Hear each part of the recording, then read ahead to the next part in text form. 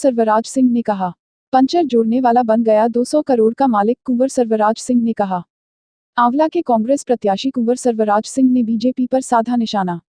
Bareilly Aonla Lok Sabha seat से कांग्रेस के उम्मीदवार कुंवर सर्वराज सिंह ने बीजेपी के सांसद धर्मेंद्र कश्यप पर निशाना साधते हुए कहा कि आंवला क्षेत्र में कोई विकास कार्य नहीं हुआ है, इतना जरूर है पंचर जोड़ने वाला 200 करोड़ का मालिक हो गया, यही विकास है। मैंने क्षेत्र में पहले भी काम किया और आगे भी करूंगा।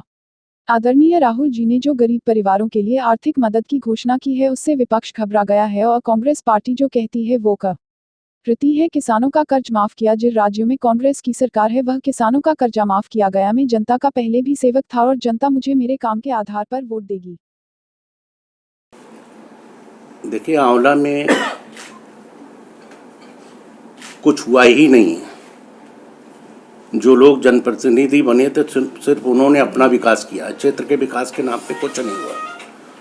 प्रधानमंत्री सड़क योजना में मैंने 450 करोड़ की सड़कें 450 करोड़ की सड़कें सांसद योजना में मैं आंवला क्षेत्र के लिए लेके आया था। और 10 साल में प्रधानमंत्री सड़क योजना की कोई भी सड़क प्रतिनिधि के द्वारा प्रस्तावित नहीं हुई। क्यों? क्योंकि यहाँ पे खनन के काम चलते रहे, लोडिंग अनलोडिंग के काम चलते रहे, अपनी कोठियाँ बनाने का काम चलते रहे। यही सब चीज़ों को जनता अच्छी तरीके से जानती है और हमारे और जो प्रत्याशी हैं उनके बीच का फर्क भी जानती है। जो तीसरे प्रत्याशी हैं उनके बाबत हम कुछ कहना नहीं चाहते क्योंकि हमारा मुकाबला उनसे नहीं है। जो हमारी मुकाबला होगा भारतीय जनता पार्टी से है और वो तो बेचारी न 3 में न 13 में वो भरपाई जो कहीं का लिया गया था उसके लिए वापस न करना पड़े, इसलिए यहाँ पे लाके उस प्रत्याशी को दे दिया गया। देखिए, हमने कभी कोई आधार भेदभाव का नहीं रखा है। जब से मैंने राजनीति की, जो हमारे साथ रहा है डंडा ठोक के मैं उसके साथ रहा हूं और उसके लिए लड़ा हूं, पूरी ईमानदारी से लड़ा हूं। आज मैं अपने मुंह से कहने का मतलब है मियां मुट्ठू मन्ना। जो लोग जहां से खड़े हुए हैं, कोई पंचर जोड़ने वाला था 200 करोड़ का आदमी है। हम तो सोने की चम्मच लेके पैदा हुए थे जिम्मेदार परिवार में।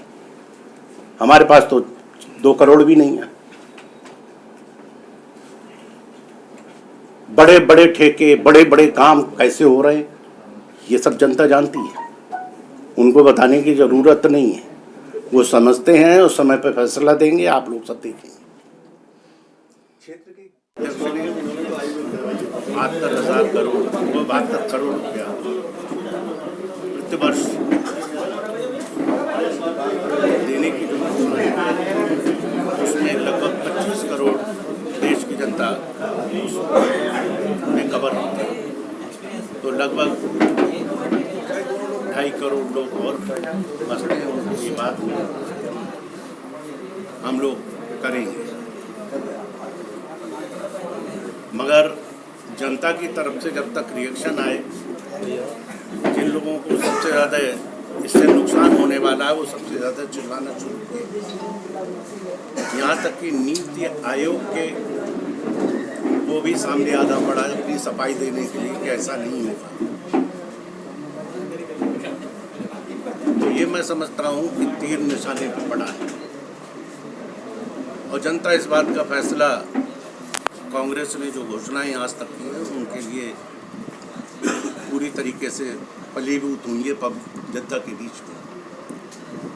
चाहे वो कर्ज माफी 2009 में हो, चाहे अभी रिसेंटली जो 3 राज्यों के चुनाव हुए वहाँ पर सरकार बनने के ओथ के बाद में सबसे पहले घोषणा हुई। यहाँ पे भी कर्ज माफी की घोषणा भारतीय जनता पार्टी की तरफ से हुई। वो किस तरीके की कर्ज माफी की घोषणा थी, वो मजाक बन के रह गई है जनता में। जिन लोगों के लिए बड़ी उम्मीदें थी, आज वो सरकार के प्रति नफरत की नज़र से देखने लगे। तो मैं इसी संदर्भ में आपके लिए जानना चाहेंगे गुरु साहब की समाजवादी पार्टी छोड़ने की क्या वजह रही? आखिर आप लंबे टाइम तक आप समाजवादी पार्टी में रहे। उसके नहीं, हम समाजवादी पार्टी में थे, फिर हम निकाले गए, फिर मैं दोबारा गया, वो गलत किया। अब जिसको छोड़ दिया उसके ऊपर मैं क्या बोलूं, बस छोड़ दिया। उन्होंने हमें छोड़ दिया, हमने उनको छोड़ दिया। टिकट नहीं देने की वजह एक रही है? टिकट की बात नहीं है, सम्मान की बात है। मैं ये सोचता हूँ कि मैं इतने दिन रहा क्यों। अगर आप यही पूछोगे तो मैं पूछूंगा, वो कहूँगा आपसे कि मैं रहा ही इतने दिन क्यों। क्या लगता है समाजवादी पार्टी में बुजुर्ग जो नेता हैं, पुराने नेता, उनका सम्मान खत्म हो गया है? हमें तो चापलूसों के अलावा किसी का सम्मान ही नहीं दिखाई पड़ता है, तो मैं बुजुर्ग और नौजवान की बात कैसे करूं। तो क्या पार्टी चापलूसों की पार्टी बन करेगी? लगता तो ऐसा ही है। आने वाले समय में लोग अपने आप ही, आज जो लोग बैठे हुए हैं वो टिकट की आस में बैठे हुए हैं, नहीं वो लोग ही अखिलेश और अखिलेश जी ने मायावती से जो गठबंधन किया है, क्या लगता है उस गठबंधन का कुछ नतीजा अच्छा रहेगा, पॉजिटिव रहेगा? क्या लगता है? ये गठबंधन जो है ये ठगाई हो रही है। तो नीचे करो यार। पैसे मैंने तो कल्पना भी नहीं की, 25 करोड़ 30 करोड़ 20 करोड़ ये रेट लग रहे हैं। अगर आप पता करोगे तो यहाँ के जो प्रत्याशी हैं वो कैसे आए हैं, किसी से छुपा नहीं। यहाँ से लेकर नोएडा तक आप चले जाओ, ये हम नहीं कह रहे हैं, क्षेत्र की जनता कह रही है। आंवला में आप लंबे समय तक रहे हैं राजनीति में, एक बात ये थी, किससे मुकाबला लग रहा है आपको? भारतीय जनता पार्टी से मुकाबला है। वो लोगों से मुकाबला कैसे होगा जो न 3 में न 13 में। उनको तो अभी आके पहचान के लिए लड़ाई लड़नी है, और फैसला होना कामों के आधार पे और व्यक्तित्व कर्तृत्व के आधार पे। तो वो कहाँ है? लोग कह रहे हैं कि सांसद धर्मेंद्र कश्यप विकास को बहुत विकास कराया है, बहुत ईमानदार हैं, क्या क्या कहेंगे? अब हवाएं करेंगी रोशनी का फैसला, जिस दिए में जान होगी बस वही रहेगा। ये तो ये चुनाव होता ही इसलिए कि पूरी चीज़ें स्पष्ट होकर सामने आए। ये बात सही है कि धर्मेंद्र ने बहुत विकास किया, विकास पुरुष हैं, मगर अपने परिवार की कोठी बहुत बड़ी बनवाई है, कई एकड़ बनवाई, बड़े बड़े हॉल बनवाए इसी के। जो कभी पंचर जोड़ते थे वो 200 करोड़ की आदमी। तो भाई ये तो अगर विकास को अगर यही विकास कहते हो तो बहुत बड़ा विकास है, तो हम बिल्कुल नहीं लगे। क्या मुद्दे क्या रहेंगे? आप जनता के बीच जाएंगे, क्या मुद्दे रहेंगे आंवला में? यही मुद्दे रहेंगे जो आपकी बात कर तो रहे हिला मत। हैं। पैर छूना दूसरी चीज़ है, जनता को बेवकूफ़ बनाना दूसरी चीज़ है। मगर जब धरातल पे होते हैं तो धरातल पे जनता काम देखती है, और 5 साल का आकलन करती है जनता, आकलन किए बैठी।